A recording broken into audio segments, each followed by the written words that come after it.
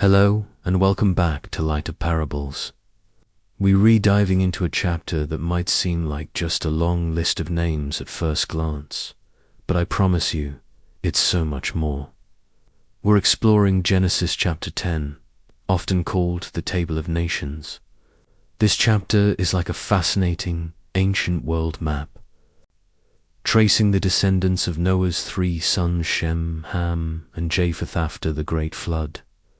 It's the story of how humanity repopulated the earth, branching out into the diverse cultures and nations we know today. It's not just a genealogy. It's the very beginning of our shared global story. So, let's start with Japheth, the eldest son. The Bible tells us, the sons of Japheth were Gomer, Magog, Madai, Javan, Tubal, Meshach, and Tiras. These names might sound unfamiliar, but historians and archaeologists connect them to the ancestors of many European and some Asian peoples. For example, Javan is often linked to the Greeks, and his sons, Elisha, Tarshish, Kitim, and Dodanim, are associated with peoples around the Mediterranean Sea. Think of the ancient mariners and island dwellers spreading across the coastlands. This lineage represents the expansion of humanity towards the north and west, settling the lands that would one day become Greece, parts of Turkey, and even stretching towards Spain. It's incredible to think how these ancient family lines formed the bedrock of entire civilizations. Next, we turn to Ham. Now, Ham's story is a bit more complex, often associated with a curse from Noah. However, it's crucial to understand that the curse was on Ham's son, Canaan, not Ham himself or his other children. Ham's descendants are listed as Cush, Mizraim, Put, and Canaan. These names are directly tied to powerful and influential ancient kingdoms. Mizraim is the Hebrew name for Egypt, one of the greatest civilizations of the ancient world. Cush is associated with the region south of Egypt, known as Nubia or ancient Ethiopia. From Cush came a mighty figure you might have heard of, Nimrod. The Bible describes Nimrod as a mighty hunter before the Lord. He was a powerful leader, a kingdom builder. His kingdom began in the land of Shinar, with cities like Babel, Erech, Akkad, and Kolna. He then expanded his influence north, building Nineveh, Rehoboth-ir-Calah, and Rason. These cities became the heart of the great Assyrian and Babylonian empires. So, from Ham's line, we see the rise of major power centers in both Africa and Mesopotamia. It's a testament to the fact that every family line in this chapter plays a significant role in shaping the ancient world, establishing cities, governments, and cultures that would influence history for thousands of years. Finally, we come to Shem, from whom we get the term Semitic. His descendants are listed with great detail, and for a very important reason. The lineage of Shem is the one through which the story of redemption will unfold in the Bible. His sons were Elam, Ashur, Arpachshad, Lud, and Aram. Ashur is the ancestor of the Assyrians and Aram of the Arameans or Syrians, but the focus narrows in on Arpachshad's line. From Arpachshad comes Eber, and it's from Eber that we get the word Hebrew.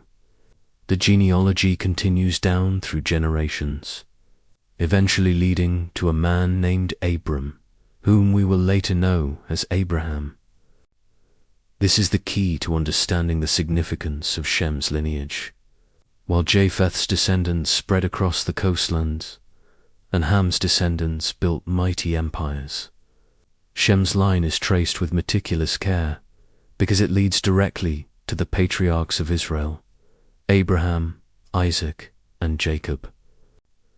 It's through this family that God would establish his covenant people, and ultimately, it is from this line that the Messiah would come. So, while Genesis 10 shows us the beautiful diversity of all humanity branching out from one family, it also carefully preserves the specific branch that will be central to the rest of the biblical narrative. So what can we take away from this table of nations? First, it's a powerful reminder of our shared origin. Every nation, every tribe, every person on this planet can trace their roots back to this single family that survived the flood. In a world that often feels divided, Genesis 10 tells us we are all part of one big, extended human family.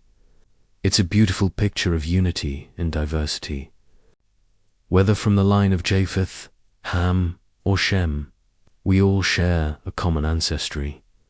Second, it shows us God's faithfulness to his command. In Genesis 9, God blessed Noah and his sons and said, "Be fruitful and multiply and fill the earth." Chapter 10 is the fulfillment of that command in action. We see humanity doing exactly what God told them to do, spreading out, forming nations, and populating the world. It is a story of new beginnings and God's plan for humanity moving forward after the judgment of the flood. And finally, it sets the stage for everything that comes next. It introduces us to the major players on the world stage: the Egyptians, the Babylonians, the Assyrians, and, most importantly, the ancestors of the Hebrew people. Without this chapter, the rest of the Old Testament wouldn't make as much sense.